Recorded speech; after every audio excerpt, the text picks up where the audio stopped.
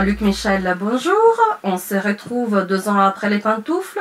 Puis-je vérifier l'état de tes pieds, s'il te plaît? Bonjour Camilla, écoute, là, c'est chaussée classique. Voilà, mais je suis à l'aise. Hein. On est toujours à l'aise ici à Tonnerre, à la librairie Mes Pieux. Tu nous reviens aujourd'hui chaussée et pas en pantoufles, parce que tu nous présentes Cumulonimbus chez Julliard, ton dernier roman. Je suis arrivée quand même, malgré les grosses différences entre les deux, à trouver des points communs. Ton obsession pour le ton, pour le rythme et pour le concept de faire un pas de côté. Oui, ben, je pense que de toute façon, écrire, c'est aussi faire un pas de côté. C'est quand même prendre le temps d'observer. Et donc, peut-être parce que je suis très myope, je prends le temps d'observer. Et donc, dans les pantoufles, mon personnage observait la société qui l'entourait, s'en amusait parfois.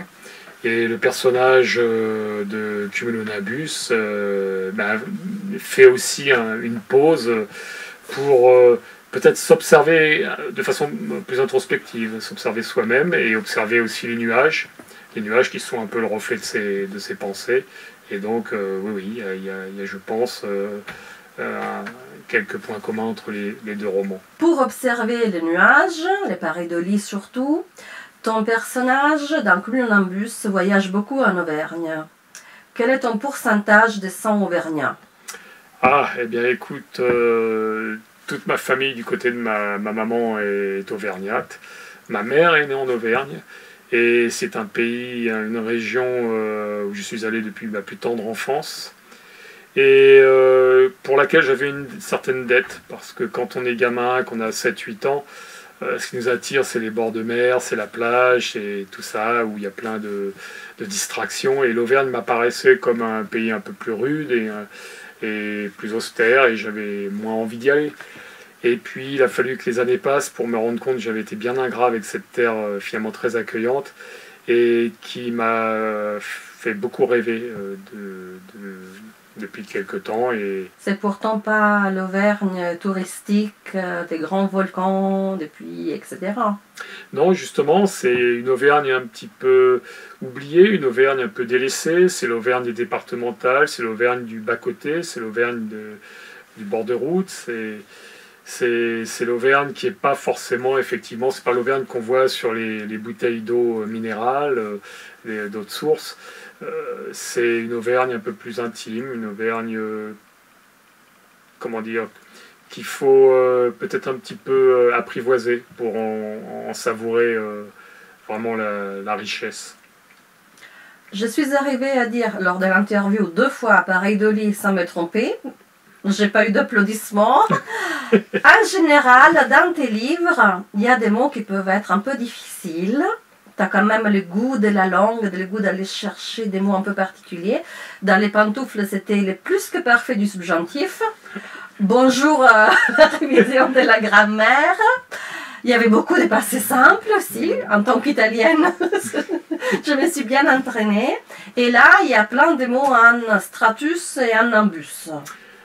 Eh oui, ça parle des pareidolies, ce sont donc ces formes que l'on peut imaginer dans les nuages ou bien dans tout objet de la nature, sur un rocher, une flaque d'eau, l'écorce d'un arbre. Donc ce sont les formes qu'on imagine quand on voit un visage, quand on voit... Donc ce mot-là, pareidolie, a été un peu le mot déclencheur de ce roman. C'est un mot que j'ai entendu une fois et j'en ai appris la signification donc il n'y a pas si longtemps que ça. Et c'était merveilleux d'avoir enfin un mot qui désigne ce que j'avais toujours connu, c'est-à-dire ces images que je voyais dans les nuages. Et le fait d'avoir ce mot à disposition, qui pouvait enfin à lui tout seul résumer ce que j'ai vécu en imaginant tout ça, eh bien ça m'a donné envie d'écrire un roman où les pareidolies joueraient un grand rôle. Donc l'héroïne, le personnage principal en fait est une photographe donc qui part en Auvergne faire un livre sur les pareidolies, sur ces formes qu'elle voit dans les nuages, et qui aussi part en quête de sa fille qui a disparu, et quelque chose s'est tramé en Auvergne, elle le sent. L'enquête de police n'a rien donné, mais elle en tout cas sent intimement qu'il y a des réponses là-bas en Auvergne sur la disparition de sa fille. Et donc c'est le livre aussi d'une quête de la fille, et puis aussi d'une quête intime, parce que cette femme va s'interroger beaucoup sur sa vie, sur ce qu'elle a pu... les relations qu'elle a pu avoir avec sa fille, et donc elle va se reconstruire, et les nuages vont être là un peu comme le reflet de ses pensées, de ses interrogations. Donc les pareidolie ne sont pas seulement, c'est pas anecdotique dans le livre, elles jouent vraiment un rôle. C'est, je dirais, peut-être le troisième personnage du livre. Il y a la mère, la fille et ses nuages. Et l'Auvergne. Et l'Auvergne, 4 personnages peut-être. Un grand fan des pantoufles, je ne m'attendais pas du tout à Cumulonimbus. Qu'est-ce qui pousse un auteur qui a gagné plusieurs prix littéraires et qui a eu un gros succès parce que le livre est ressorti en poche, il a une très très longue vie, à prendre un risque tel d'un changement de registre si brutal? C'est vrai qu'on m'aurait encouragé facilement à écrire, à sortir la deuxième paire de pantoufles. Les stilettos. Comment? Des stilettos. Oui, voilà. Des tongs. Voilà, des tongs, des babouches, mais non, des crocs. Mais moi, je voulais... j'aime manier l'humour, faire des livres un petit peu décalés, mais j'aime aussi d'autres choses dans la vie, et c'est vrai que je suis aussi un contemplatif. Je voulais faire un livre un peu plus dans l'émotion, un peu plus dans la contemplation, et je voulais pas m'enfermer dans un style. Il y a des auteurs qui quelquefois ont deux éditeurs et font une double carrière littéraire. Je pense par exemple à Éric Chevillard, qui publie chez l'Arbre Vengeur et qui publie chez Minuit. Je pense que c'est tout à fait compatible d'avoir deux éditeurs pour deux types de livres. Et donc je ne voulais surtout pas m'enfermer et poursuivre dans la veine des pantoufles. C'était une manière de faciliter de faire ça. Mais c'est plus enrichissant de se remettre en question, je pense. Et puis ce qui me rassure et qui me fait dire que j'ai fait le bon choix, c'est que depuis plusieurs semaines, je défends le livre en librairie et dans les médiathèques et partout où je peux le défendre.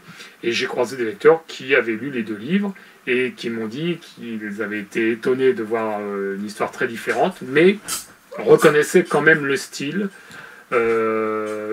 reconnaissaient l'écriture, le travail le travail littéraire qu'il y avait sur les deux livres, et qu'il y avait quand même des points communs. Et ça m'a énormément fait plaisir. Et finalement, il n'était pas déçu du fait que le livre n'était pas drôle. C'était un livre plus dans l'émotion. Pourtant, on peut lâcher un scoop. Tu reviendras bien, toujours chez l'Arbre Vengeur, à un style plus pantoufle.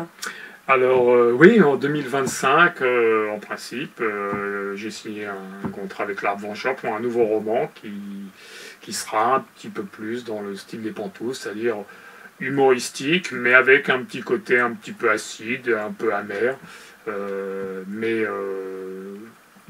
quand même assez drôle et assez court aussi comme les pantoufles, sur un sujet qui touchera pas mal de personnes, je pense. Donc, et puis en plus l'aventure est très, très sympathique avec l'Arbre Vengeur aussi, donc j'aime bien aussi leur vision de la littérature et de l'édition. Donc ça me plaît bien de vivre encore une aventure avec eux. La littérature pour moi, et écrire et être publié, c'est aussi vivre une aventure avec ces livres. Et les relations avec les éditeurs sont pour moi extrêmement importantes. Donc je suis ravi de repartir pour un autre livre chez l'Arbre Vengeur. Eh ben, on se revoit l'année prochaine. Avec grand plaisir.